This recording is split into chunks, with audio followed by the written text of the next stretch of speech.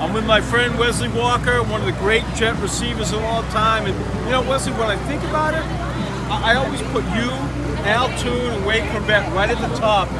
Is that a good estimation of three of the greatest Jet receivers of all time? Well, you put me first. That's fine. You're the only one No, who got 4 touchdowns. I respect All three of you are great. Those guys, my teammates. Hey, I'm a Jet fan. I bleed green. And when you mention those two guys, Chrebet, Al Toon, I couldn't ask for nicer guys, smart individuals, and just a pleasure to be around. I had the pleasure of playing with Al Toon for his career.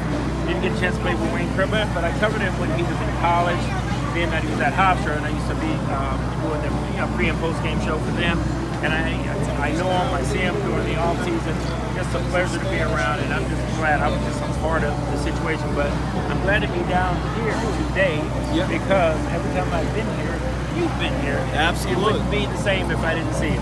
Absolutely. You know, I grew up, I got to admit, I grew up in New England. My family's had season tickets to the Patriots since 1965. And I remember those battles with you and Claiborne of the Patriots. And I always knew that you and Claiborne had a healthy respect for each other. Absolutely. Because he was tough, and you and him really had great battles over the years. Man, he was really funny too because he was tough coming in as a rookie young guy, and we used to go at it. And towards the latter part of his career, he kind of understood it's about longevity. And he, he would be like, I'd go to hit him or like maybe cut him, and hey, we got to keep healthy or whatever. But one of the nicest persons I've ever been around.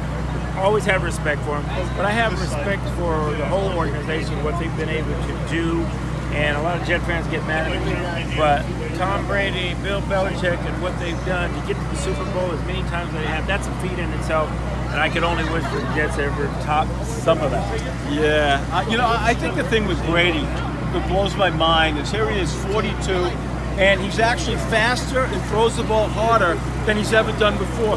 His training, his work ethic is unbelievable. Well, you mentioned the work ethic, and that's Tom Brady, and it reminds me of Jerry Rice and the guys that have had longevity.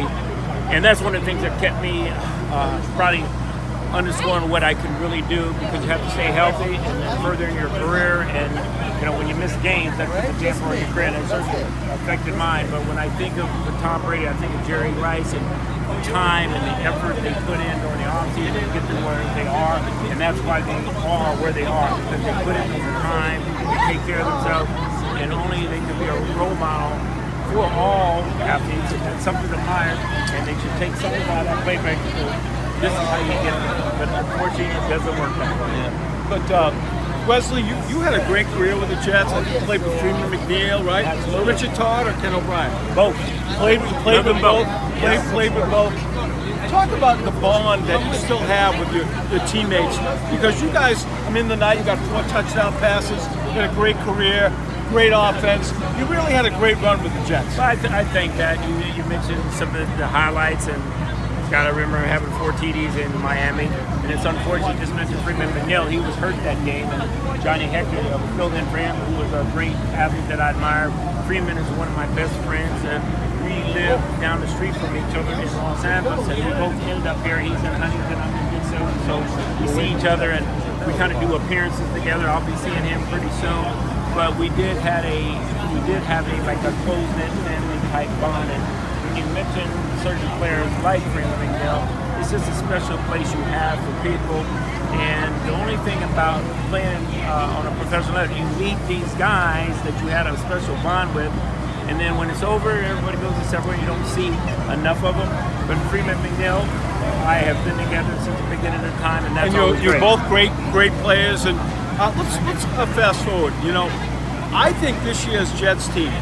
I'm not a Jet fan, but coming from a Jets perspective, I think they finally have the franchise quarterback in place, and I feel that the Jets are on the cusp, and they've made a lot of good moves, bringing in Le'Veon Bell, bringing in T.J. Mosley, Jamison Crowder.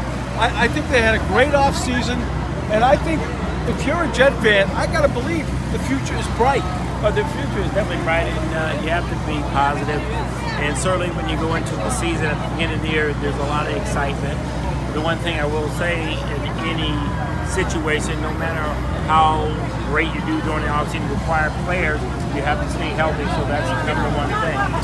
There's been glimpses of players in training camp right now that makes it very exciting. You mentioned Le'Veon Bell, and he not only can run the football, he can catch it out of the backfield, but he's got to be able to block for him. So hopefully they'll have that line that's going to be able to do that, but they have some components that I hope are going to fit together, but they have to have guys healthy. Darnold, I think, is a great athlete.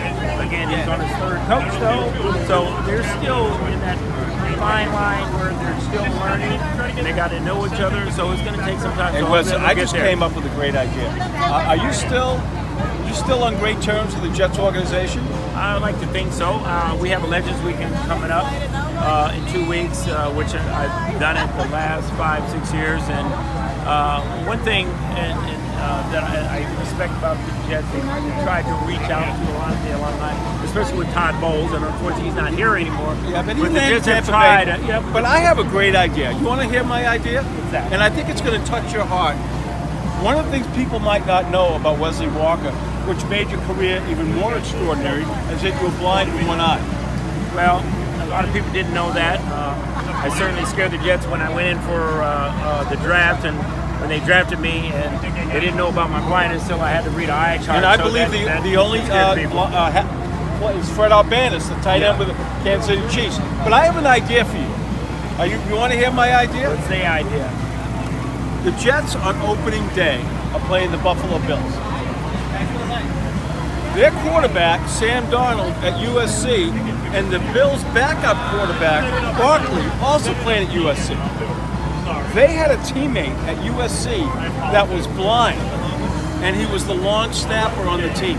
Yeah, I remember reading an article about that. How cool would it be, since both teams have quarterbacks that were teammates with that young man, to have that young man throw the coin flip on opening day between the Jets and the Bills? Hey, well, maybe you should get over to the Jets and have them. What do you think of that idea? That's a great idea, but the only problem with that is that there's a diehard Jet fan.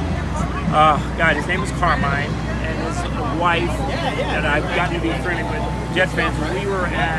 They hired 7 of us to be groomsmen. Okay. He had developed this brain lesions where he couldn't talk, confined to a wheelchair, only 50. And for his 50th birthday, they had us come in, 7 of us, be groomsmen, because we knew their vows. And unfortunately, he passed away. His wife is having a memorial for that game, and I'm going to attend that because that's a great cause. An honor for me to get to know them, and I got to know them after our situation. Mark Gasson was there, Marty Lyons, Joe Cleggo, myself, Tony Richardson.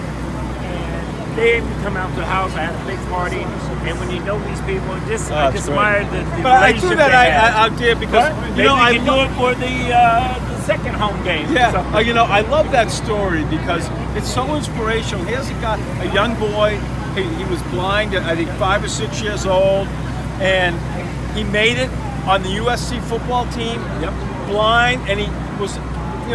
He had some plays as the long snapper. Very inspirational story. Well, I've been very blessed, and with the blindness situation on my part, you never know how you can affect people or kids. And I had a family fly me out to California to thank me for inspiring their kid who was going blind, who actually lost his eye because he was deteriorating. He had a prosthetic put in. I known him since he was 9. We remained friends. I always tried to encourage him.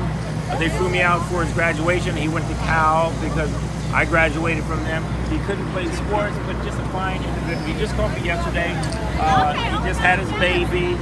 Him and his wife came out to celebrate with my wife and I. And unfortunately, I just found out his father has cancer, so I got to call him tomorrow. Okay. But the point I'm making, as an athlete who had a disability, you can inspire people in such a way that you have no idea, and it's helped me become even a better person. And I didn't know I could be an inspiration for a person, and I know for a fact athletes, or whether you're a parent, you could be a role model of someone, and you can change people's lives. Yeah, and I once read an article not read an article, I saw a documentary on the great pitcher Jim Abbott, who had one arm. And he said during his career, there was a lot of times before the game that, you know, the team would arrange for him to meet with a family and a disabled child. And he said he kind of like, you know, not that he didn't mind doing it, but he said that, you know, he didn't really embrace it because he really wanted to prepare for the game and that type of thing. But he said after he retired, he really was glad that he did it. It made him very appreciative that he could touch so many young people. And that was a great story. Well, I never knew that you could touch people. I mean, I'm a teacher, you know, retired now, and you have an influence. My parents were my role models.